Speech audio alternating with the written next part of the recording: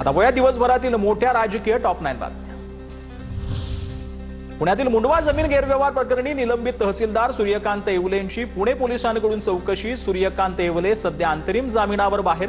शीतल तेजवाणी आणि येवलेंची समोरासमोर बसून जबाब नोंदवली। मुंडवा जमीन गैरव्यवहार प्रकरणी FIR मध्ये पार्थ पवारांचं नाव का नाही? मुंबई हायकोर्टानं सरकारी वकिलांना जाब विचारला। मुंडवा जमीन व्यवहार प्रकरणात कोणत्याही आरोपीला वाचवलं जाणार नाही। मुख्यमंत्री फडणवीसांची प्रतिक्रिया। तर या प्रकरणाची सर्व माहिती कोर्टात देऊ असंही केलं स्पष्ट। अजित पवारांची 2018 पासूनची मुंडव्यातील जमिनीवर नजर। माझ्याकडील पुरावे खारगे समितीला देणार। अंजली दमानियांचा आरोप। दमानियांकडे पुरावे असल्यास चौकशी झाली पाहिजे।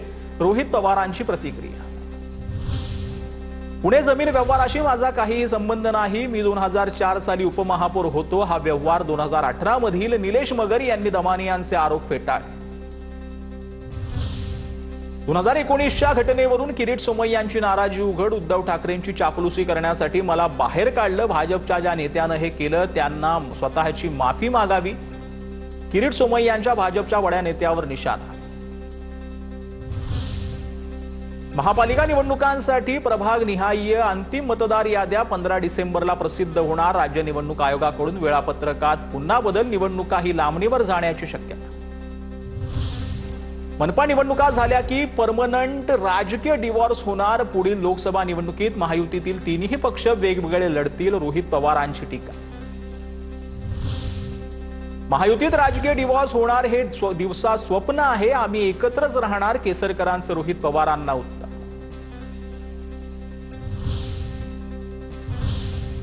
तवया दिवसभरातील मोठ्या टॉप 9 घडामोडी। महाराष्ट्र भीक मागण्यास प्रतिबंध करण्याबाबतचे विधेयक मंजूर। काही सुधारणा न होताच विधेयक मंजूर झाल्यानं सदस्य नाराज। तालिका सभापती नीलम गोरे यांनीही या विधेयकावरती असमाधान व्यक्त केलं। या प्रकरणी शनिवारी सभापतींच्या दालनात बैठकीचं आयोजन।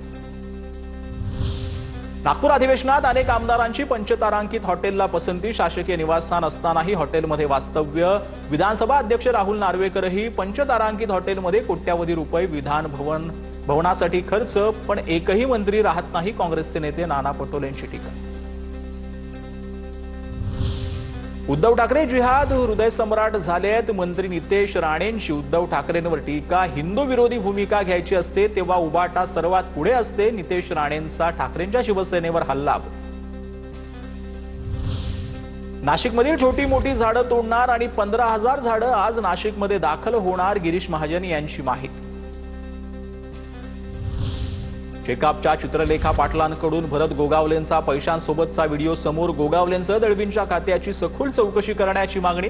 तर एवढा पैसा असता तर मुंबईत घर घेतलं असतं, गोगावलेंचं प्रत्युत्तर। शिवसेना आमदारांच्या व्यथा ऐकण्यासाठी एकनाथ शिंदेंचा नवा प्लान। शुक्रवार आणि शनिवारी आमदारांच्या भेटीगाठी घेणार। निधीबाबत आमदारांच्या तक्रारीचं निवारण करणार। शिंदेंच्या शिवसेनेचे आमदार त्यांचा मित्रपक्ष फोडण्याच्या मागे लागलाय। 2029ला भाजपला दोन्ही पक्ष विकलांग करायचेत। भास्कर जाधवांची भाजपवर टीका। संदीप देशपांडेंनी व्हिडिओ पोस्ट केलेल्या दोन्ही अधिकारी निलंबित। चौकशीअंती कारवाई होणार। शिवेंद्रराजे भोसलेंची माहिती। पुण्यात भाजपा शरद पवार आणि अजित पवारांच्या गटाला धक्का देण्याच्या तयारीत। सूत्रांची माहिती। दोन्ही पक्षाच्या माजी नगरसेवकांनी घेतले भाजपचे अर्ज। आजी माजी आमदारांच्या मुलांनीही अर्ज नेल्याची माहिती। पहिल्या टप्प्यात सर्वपक्षीय 11 माजी नगरसेवक भाजपात येणार असल्याची चर्चा। तर सध्या महाराष्ट्रामध्ये निवडणुका पार पडल्यात पण स्ट्रॉंग रूम बाहेर अजूनही उमेदवारांची सुरक्षा व्यवस्था पाहायला मिळते। उमेदवारांची धाकधूक वाढलेली आहे। त्या संदर्भातल्या टॉप 9 बातम्या पाहूया। अहिल्यानगरच्या पाथर्डी नगर परिषद निवडणुकीमध्ये नवा ट्विस्ट। येत्या 20 तारखेला होणार होतं मतदान। मात्र त्याआधी राष्ट्रवादी अजित पवार गटाचे नगराध्यक्षपदाचे उमेदवार संजय भागवत यांची नगर परिषद निवडणुकीतून माघार। चर्चांना उधाण। सोलापूर जिल्ह्यातील लक्षवेधी ठरलेल्या कुर्डवाडी नगरपालिकेच्या ईव्हीएम ठेवलेल्या स्ट्रॉंग रूम बाहेर अपक्ष उमेदवारांकडून पाहणी। नगरपालिकेची निवडणूक लढवलेल्या रेश्मा आडगळेंकडून पाहणी। प्रवेशद्वारावरच कडक पोलीस बंदोबस्त तैनात। धाराशिवमध्ये स्ट्रॉंग रूम बाहेर पोलिसांचा खडा पहारा. राज्य राखीव पोलीस दलासह 17 पोलीस कर्मचारी स्ट्रॉंग रूम बाहेर तैनात. काल संशयास्पद आवाज आल्यानं दोन्ही शिवसेनेच्या पदाधिकाऱ्यांनी घेतला होता आक्षेप. परळीत नगर परिषदेच्या पहिल्या मजल्यावर स्ट्रॉंग रूमला कडेकोट बंदोबस्त सुरक्षा देण्यात आली आहे. राज्य राखीव दलाचे 25 जवानांचा चम्मू इथं पाहायला मिळतोय. त्यांच्यासोबत पोलीस ऑफिसरही तैनात करण्यात आलेत. तसंच उमेदवारांचे प्रतिनिधींकडूनही पाहणी करण्यात आली. सीसीटीव्हीची ही सर्व इमारतींवर नजर असणार आहे.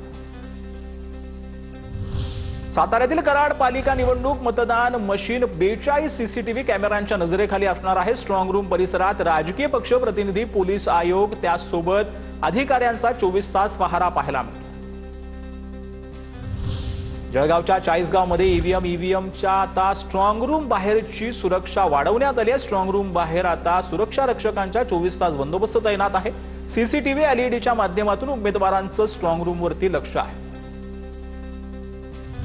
सोलापूरच्या मोहोळ नगर परिषदेत स्ट्रॉंग रूम बाहेर शिवसेना ठाकरे गटाचा 24 तास खडा पहारा पाहायला मिळतोय. स्ट्रॉंग रूम मध्ये कोणतीही गडबड होऊ नये म्हणून ठाकरेंच्या शिवसैनिकांचा पहारा जो आहे तो पाहायला मिळतो.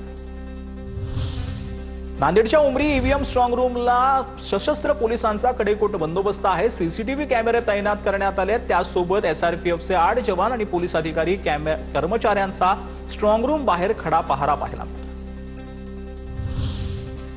सांगोला नगर परिषदेच्या उर्वरित 2 जागांसाठी भाजपा शिवसेनेची अखेर युती. शहाजी बापू पाटलांच्या पुढाकारानं उमेदवारांनी अर्ज घेतले मागे. अर्ज मागे घेतल्यानं दोन्ही जागांवर बिनविरोध विजय. भाजपच्या सुजाता केदार, शिवसेनेच्या राणी माने बिनविरोध विजय.